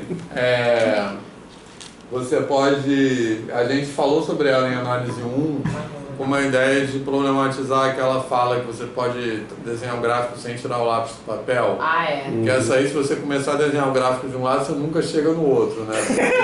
Mas ela é contínua. Porque... Caraca! Barato isso.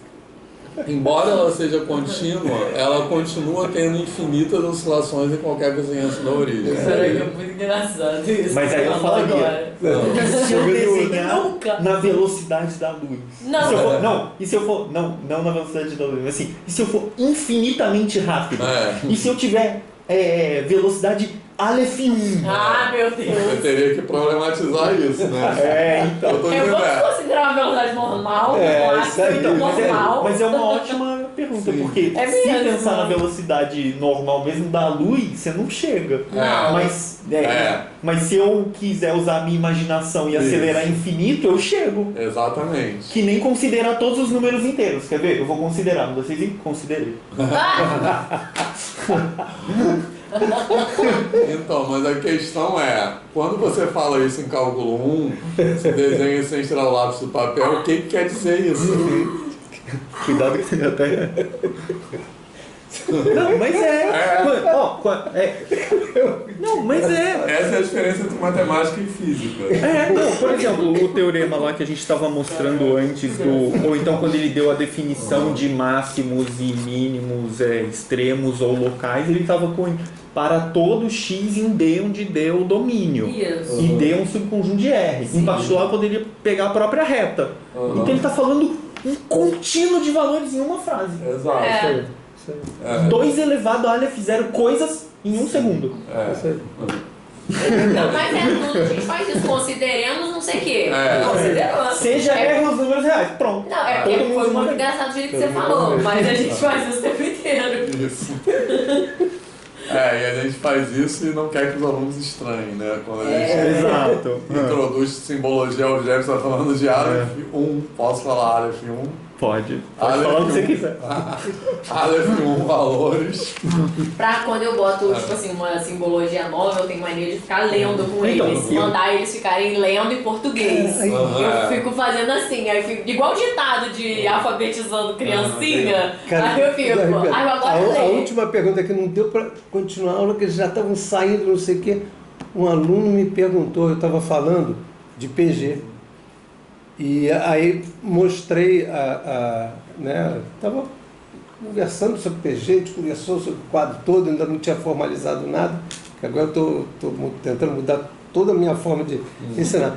E aí, aquela aí eu falei assim, poxa, olha só, caramba, aí botei na reta, vamos marcar aqui na reta, aí começaram a dizer, ué, é metade, é metade, é metade, é metade, é metade, é metade. Isso aí não é infinito? Ué, mas não vai passar do zero. Então tem o quê? Tem uma barreira, fala outra palavra. Tem um limite. Falei, pô, que legal, não sei o quê. Aí começando a falar de infinito. Aí um garoto, professor, tem infinitos maiores do que outros infinitos? Falei, vou começar a próxima aula a gente conversando sobre isso. É muito bom. Muito legal. Quando você dá para o aluno, né? Cara, me arrepio sempre. Pô, quando você dá para o aluno a possibilidade dele perguntar, dele pensar, dele colocar, a aula fica muito melhor. E é uma turma que não tem intimidade comigo. Esse ano, só uma turma foi minha do ano passado. Todas as outras, 8 são turmas que nunca tiveram aula comigo. Mas isso tem nada a ver. Quando você deixa eles à vontade, pode ser segunda aula, eles já estão... Exatamente. Ou então que nem criança quando tipo assim, vamos ver quem fala o maior número. 10, 11, aí alguém, infinito. Aí alguém vira e fala, infinito mais um. E aí, tipo assim, é um barato isso, a pessoa captou a ideia, de certa forma, de números ordinais. Porque você pega o ômega e você faz ômega mais um. E você continua. Isso aí. E você não tem limite, você faz ômega mais 2, porque o outro faz quer 2 encarnar, ômega. um quer mostrar que acabou com a discussão, né, falando infinito, e o outro quer sacanear ele e fala assim, infinito mais um.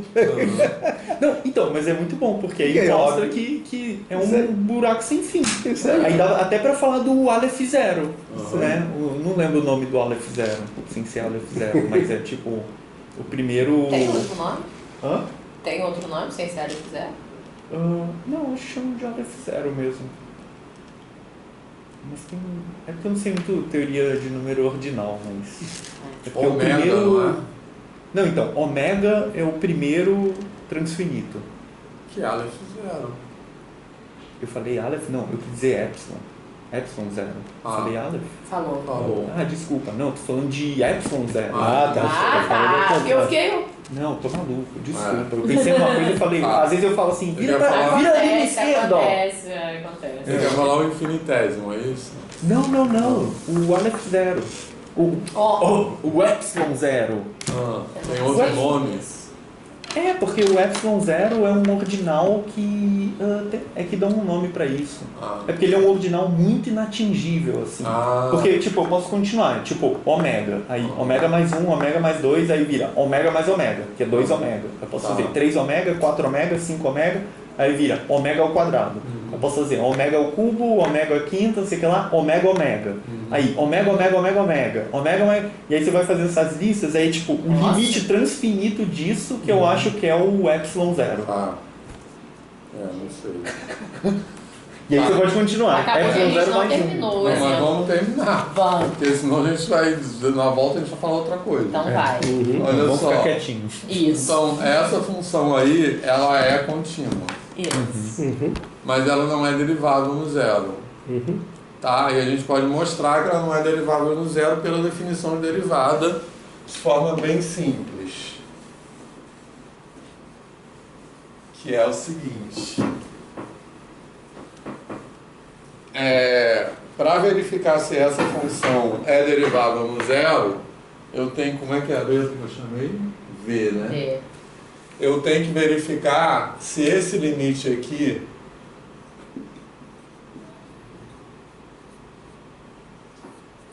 existe ou não, concorda? Sim. Beleza? Mas aí, V de 0 mais H... Rapidinho, Vitor. Quando você fala assim, se esse limite aqui, e você não escreveu o limite. Isso... Então, porque assim é o mais certo. Que foi o que você falou antes, né? Disso, porque se eu escrevo... se existe. Porque se eu escrevo o limite é como... claro que isso é um abuso de notação, eu estou sendo preciosista. Não, tudo bem, mas é por isso, quando você né? Porque a escreve gente quer já ver existe. se existe. Tudo bem, Quando você escreve é porque já existe, mas a gente faz isso, não é uma coisa grave. Não, tudo bem.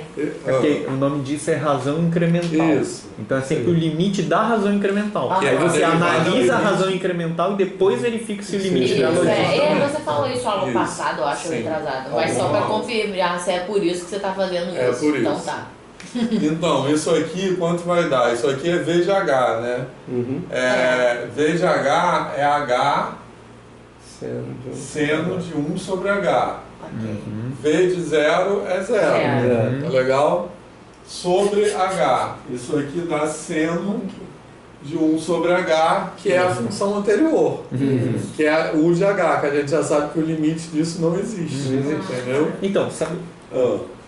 Então a função não é derivável no zero. Então, eu acho que dá para pensar tá? geometricamente com o gráfico que você desenhou. Porque pensa, no gráfico do anterior, você tem o negócio assim. E aí o problema é que se eu pego um intervalo menor que eu dou o zoom, ainda tem esse passo a passo assim. Nessa aí, é a mesma coisa, porque ele é todo fractal. Então, onde está 0,3, 0,1, 0,2... Se eu colocar 0,03, 02, se eu der um zoom, ele vai continuar a mesma coisa. Então, tipo, localmente, ele ainda continua assim, só que limitado no X. Só que não tem um limite, porque... Beleza, só que agora o próximo exemplo. Oh, Deus. Que é esse aqui. Ai, que legal, vai ficar mais legal. Tá. Agora vamos multiplicar por x2. Se eu multiplicar... Quem vai limitar vão ser a parábola, né? Vai limitar por duas parábolas. Esse aí, além de eu fazer ela ficar contínua, ela agora é derivável, porque eu estou suavizando ela. Caramba. Mas veja só, é isso que tem a ver com o polinômio de Taylor? Dessa coisa de... de você... cada vez tentar chegar mais perto nesse da caso, curva. Nesse caso o polinômio Taylor não se aplica, porque ela não é C1. Então eu não posso, não existe polinômio de Taylor. Isso aí. Mas olha só. Foi já. Esse aí, calma, eu estou suavizando. Então, porque agora as parábolas deram agora tem um limite. Porque aquela fazia assim, Isso, na outra eu estava fazendo assim, agora eu estou fazendo assim. E na outra, as retas tangentes, é como se eu olhasse para as retas tangentes quando H tende a zero, o que esse limite aqui expressa? Que as retas tangentes estão oscilando loucamente perto do zero. Essas aqui, elas tendem a ficar horizontais. Mas ela continua tendo infinitas oscilações, tá? Continua. Mas vão ser... Agora eu posso calcular esse limite aqui. É porque não é exatamente, né? O limite. Então agora eu posso calcular esse mesmo limite aqui, essa função w de 0 mais h menos w de 0 sobre h. Só que w é h2 seno de 1 sobre h. Então isso aqui vai dar h seno de 1 sobre h. Esse limite aqui é zero, porque ele está multiplicado por h. Na verdade tem uma função limitada multiplicada por uma função que tende a zero e o limite é zero, entendeu? Então essa função aqui é derivável no ponto no ponto x0 igual a zero, tá? Então essa função é derivável. Só também. Não, nos outros ela é também. Em todos os outros ela é derivável, entendeu? Tá certo. Mas a questão é no zero. No zero ela é derivável, beleza? A derivada é zero, que eu mostrei aqui, que isso aqui tende a zero, o limite disso aqui, quando h tende a zero é zero, então a w' de zero é zero, mas ela não é máximo, nem mínimo, nem ponto de inflexão. Por que ela não é máximo, nem mínimo, nem ponto de inflexão? Porque para ser máximo, eu teria que conseguir uma vizinhança do zero, né? Um intervalo menos delta mais delta em torno do zero, de tal maneira que dentro desse intervalo ela ficasse toda virada para cima, aquela definição de máximo local. Só que eu não consigo, porque para todo raio delta em torno do zero ela tem um pedaço que passa para baixo, porque ela tem infinitas oscilações. Então aqui dentro, para qualquer delta que eu pegar, ela vai ter uma oscilação lá dentro, uma não, infinitas. Sim. Então não é máximo, pelo mesmo motivo não é mínimo e também não é ponto de inflexão, porque para ser ponto de inflexão, ela teria que ter uma vizinhança que de um lado ela teria concavidade voltada para cima e do outro lado para baixo, ou ao contrário. E não tem, porque em qualquer vizinhança ela vai fazer isso. Então ela vai mudar de concavidade dos dois lados em qualquer vizinhança. Não é super legal? Muito legal. Gostaram? Muito, maravilhoso. Agora, antes de... Beleza? Entenderam? Por que não é máximo nem mínimo nem ponto de inflexão? Tá. Então agora, antes do intervalo, eu vou falar uma coisa para vocês ficarem com vontade de voltar do intervalo. Já, viu? Não vou falar nada não. Pra voltar mais rápido. Que é o seguinte, a gente pode ainda fazer uma outra intervenção nessa função aqui e a gente vai construir uma função que tem derivada positiva num ponto, x0 igual a zero aqui, beleza? Mas ela não é crescente em nenhuma vizinhança desse ponto, tranquilo? A gente vai pegar essa função e dar uma cisalhada nela, vai fazer assim, dar uma inclinaçãozinha nela. Então essa derivada que é zero vai ficar positiva. Mas ela... Tô tentando pensar como a gente vai fazer isso. Calma, é bem simples. Mas ela não é crescente, porque, de novo, em toda a vizinhança daquele ponto vai ficar fazendo assim. Mas a derivada dela é positiva. Mas a gente vai fazer isso a partir dessa ou a partir da primeira? Dessa. Isso. Muito bom. Beleza? Já estão cenas para os próximos capítulos. Então vamos lá, bem rápido, porque já são 3h30 também. Então a gente pega o café e compra um biscoitinho e volta. Tá bom. Liga aí, Arthur, por favor. Vai, corta